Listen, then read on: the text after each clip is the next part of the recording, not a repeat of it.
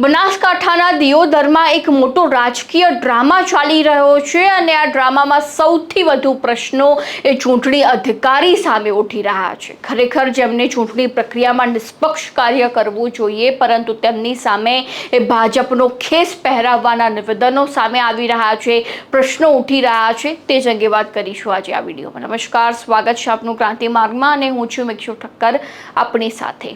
આપણો દેશ એ વિશ્વમાં સૌથી મોટી લોકશાહી ધરાવવાવાળો દેશ છે, પરંતુ જ્યારે વાત ચૂંટણીની આવે છે તો તે સમયગાળા દરમિયાન સત્તા પક્ષના એ નેતાઓ દરેક ધારા ધોરણો નિયમો નેવે મૂકીને ચૂંટણી લડતા હોય છે અને એ સત્તા પક્ષ જે છે તે જીત મેળવતો હોય છે। વિપક્ષને નીચું બતાવીને કે ખરેખર વિપક્ષ નબળો છે તેના આધાર પર એ ચૂંટણી જીતી જતા હોય છે અને એવા અનેક પ્રશ્નો જે ચૂંટણીના સમયગાળા દરમિયાન ઉઠતા હોય છે, કેટલા દ્રશ્યો પણ સામે આવતા હોય છે। પરંતુ સૌથી મોટો પ્રશ્ન એ છે કે જ્યારે પણ ચૂંટણી થાય છે તો એ ચૂંટણી પ્રક્રિયામાં દેખરેખ રાખવાનું કાર્ય એ ચૂંટણી પંચે કરવાનું હોય છે કે ખરેખર કોઈ પણ પક્ષને અન્યાય ન થવો જોઈએ, કોઈ પણ ગેરરીતિ ન થવી જોઈએ, તે વાતનું ધ્યાન એ ચૂંટણી પંચે રાખવાનું હોય છે। પરંતુ સૌથી વધુ પ્રશ્ન એ ભારતમાં એ લોકશાહી ધરાવવાળા દેશમાં ચૂંટણી પંચની સામે પ્રશ્ન ઉઠતા હોય છે કે ખરેખર શું ચૂંટણી પંચ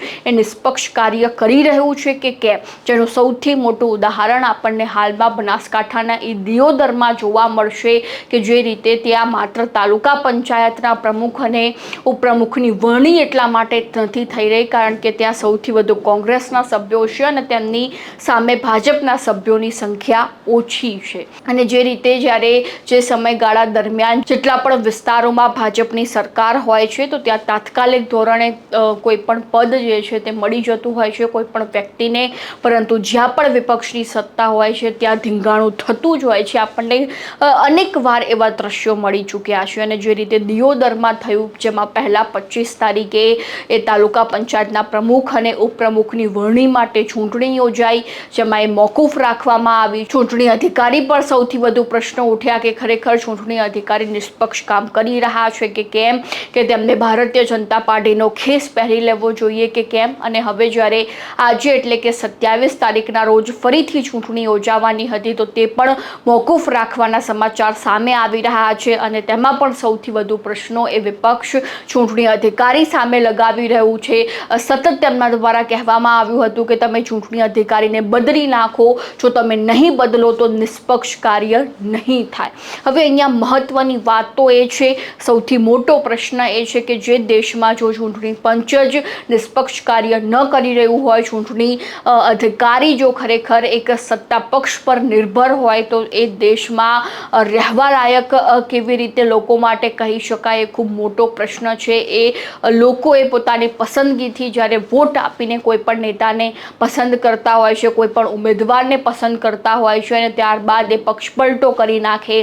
તેનું અપહરણ થાય અને છેલ્લે તેને સત્તા પક્ષમાં ભેળવી દેવામાં આવે છે, તો આ સમયગાળા દરમિયાન સૌથી મોટો પ્રશ્ન એ છે કે એ સામાન્ય જનતાના વોટની કિંમત જ શું, કે ખરેખર જો તમારે રિસોર્ટ પોલિટિક્સ કરવાના હોય, તમારે તોડફોડ કરવાની હોય, તમારે ઉમેદવારોના અપહરણ કરવાના હોય અને જે રીતે સ્થાનિક સ્વરાજ્યની ચૂંટણીમાં આપણે અનેક દ્રશ્યો જોયા જેમાં વિપક્ષના ઉમેદવારો સતત કહી રહ્યા હતા કે જે રીતે અમારા ઉપર દબાણ કરવામાં આવી રહ્યું છે કે તમે ફોર્મ પાછું ખેંચી લો, અમને રિસોર્ટમાં લઈ જવામાં આપવાની પણ ઓફર આપવામાં આવી રહી છે, પૈસાની લાલચ આપવામાં આવી રહી છે। અને એ પ્રશ્ન એ ભારતની લોકશાહી ઉપર થાય છે કે જો સ્થાનિક સ્વરાજ્યની ચૂંટણીમાં જ આ રીતના દ્રશ્યો સર્જાતા હોય તો જ્યારે વિધાનસભા હોય, લોકસભા હોય તો તે સમયગાળા દરમિયાન એ સત્તા પક્ષના નેતાઓ કેટલા હદ સુધીની રાજનીતિ કરતા હશે, એ ખૂબ મોટો પ્રશ્ન હાલમાં ઉદ્ભવી રહ્યો છે। બીજી બાજુ એ પણ વાત છે કે ભારતીય જનતા પાર્ટીને દરેક સ્થાન પર, એ નાનું હોય કે મોટું પદ હોય, દરેક સ્થાન પર પોતાનો વ્યક્તિ જોઈએ છે, પોતાનો નેતા જોઈએ છે કે કોઈ પણ કક્ષાએ જે છે તે એ નીચેથી લઈને ઉપલી કક્ષા સુધી માત્ર ને માત્ર ભાજપની સરકાર જોઈએ, ભાજપનો એ નેતા જોઈએ, ભાજપનો એ વ્યક્તિ જોઈએ, વિપક્ષની કોઈ પણ એન્ટ્રી ન થવી જોઈએ, માત્ર એક હથ્થું શાસન થવું જોઈએ. આ રીતની સ્થિતિ હાલમાં જોવા મળી રહી છે. ખાસ કરીને દિયોદરની જો વાત કરવામાં આવે તો દિયોદરમાં સખત વિરોધ વિપક્ષ કરી રહ્યો છે અને જ્યારે 27 તારીખે ચૂંટણી યોજાવાની હતી તેમાં પણ મોકૂફ રાખવાની વાત સામે આવી રહી છે. પ્રશ્ન એ છે કે હવે આ ચૂંટણી ક્યારે યોજાશે,